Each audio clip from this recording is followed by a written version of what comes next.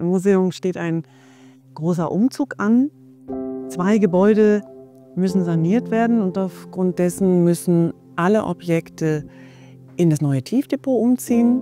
Das betrifft die Objekte der Sammlung Musikinstrumente, Textilobjekte aus der Ausstellung Kleiderwechsel und hier auf 2 Etagen haben wir noch die Volkskundeobjekte. Und das ist die große Herausforderung, dass es sich um mehrere Sammlungen handelt. Das bedeutet, wir haben hier eine große Vielfalt an Materialien, von Holz, Textil, Glas, Keramik, alles, was man sich vorstellen kann.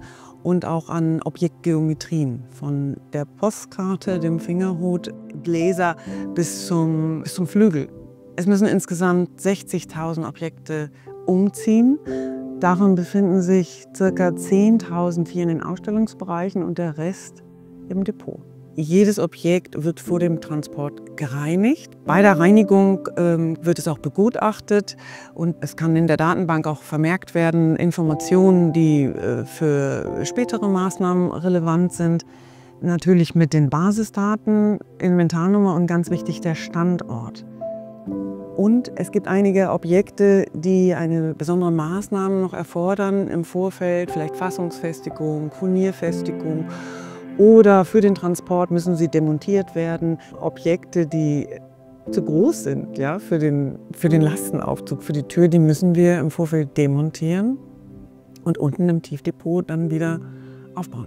Eine große Anzahl an Objekten muss vor der Einlagerung im Tiefdepot gegen Schädlinge behandelt werden, um zu verhindern, dass wir Schädlinge ins Tiefdepot eintragen.